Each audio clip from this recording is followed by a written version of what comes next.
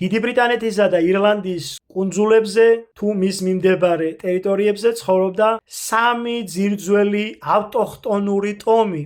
ესენი იყვნენ პიქტები დღევანდელი შოტლანდიის ტერიტორიაზე, ბრიტონები დღევანდელი ინგლისის ტერიტორიაზე და ჰიბერნები, იგივე ჰივერნები, რომლებიც ცხოვრობდნენ ირლანდიის, უელსის, ინგლისის და შოტლანდიის ტერიტორიაზე. ეს 3 ტომი ძმურად შეხმატკბილებულად ცხოვრობდა ამ მიწაზე და მათ შორის დავა არ ყოფილა. დაახლოებით ძველი წელთაღრიცხვით მე-19 საუკუნეში სამხრეთიდან ამ ტერიტორიას მოადგა კელტების დიდი ლაშქარი. პირველ ეტაპზე კელტების მსხვერპლი აღმოჩნდნენ ბრიტონები. მათი სამეტყველო ენა ძალიან გავდა დღევანდელ სკანდინავიურ ენათა ოჯახს და ეს ხალხი სამწუხაროდ ძალიან მარტივად დამარცხდა კელტებთან ომში. როგორც ერთ გენეტიკურ კოდს შევია, ბრიტონების სახელი კელტებმა მიითვისეს და საკუთარ თავს უწოდეს ბრიტანები, ბრიტონები. მათი შემდეგი სამიზნე აღმოჩნდა ჰიბერნები, ივერნები. ივერნებმა, როგორც ჩინებულმა მეზღვაურებმა, თავს უშველეს და ერთი კუნძულიდან მეორე კუნძულზე გადაინაცვლეს. ანუ ისინი გადასახლდნენ კუნძულ ირლანდიაზე. კელტების შემდგომი სამიზნე აღმოჩნდნენ პიქტები. დრო გადიოდა და ჰიბერნების, იგივე ივერნების ტომი ირლანდიის ტერიტორიაზეც არ იყო მყარად. დროთა განმავლობაში კუნძულ ბრიტანეთზე არსებული ჰიბერნების ერთ-ერთი მცირე ტომი კალედონები სრულიად გაანადგურეს კელტებმა. მათი ასიმილაცია არ უცდიათ კელტებს და ისინი უბრალოდ მოსპეს.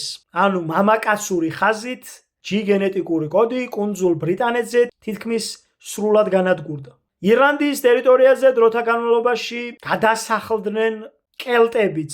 ნელ-ნელა სამხრეთისკენ უწევდა გადაცხოვრება ივერნების ტომს. ამ ყველაფერს მოწმობს ძველი რუკები, მათ შორის რომაული რუკები და მისი შემდგომი პერიოდის რუკები. კუნძულ ირლანდიას თავიდან ივერნია, ჰიბერნია ქვია, შემდგომში ივერნი უკვე მხოლოდ მის სამხრეთ ტერიტორიას აწერია რუკებზე. რასაკვირველია, ამ დიდ იმპერიას ივერნია ვერ გაუძლებდა და დროთა განმავლობაში შთანთქეს ივერნების ტომიც. ერთი საინტერესო დეტალი, უელსურ ენაში ღვინოს ქვია ღვინ.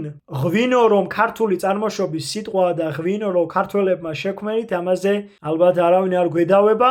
ის ძირძველი ქართული სიტყვა ასობგერა ღ-ით დაწყებული უელსურმა ენამ შემოინახა. ეს კიდევ ერთხელ ადასტურებს იმას, რომ ამ ტერიტორიაზე ჰიბერნების ტომი, კალედონების ტომი ნამდვილად არსებობდა და ის ნამდვილად გაანადგურა კელტების ძლევამოსილმა არმიამ.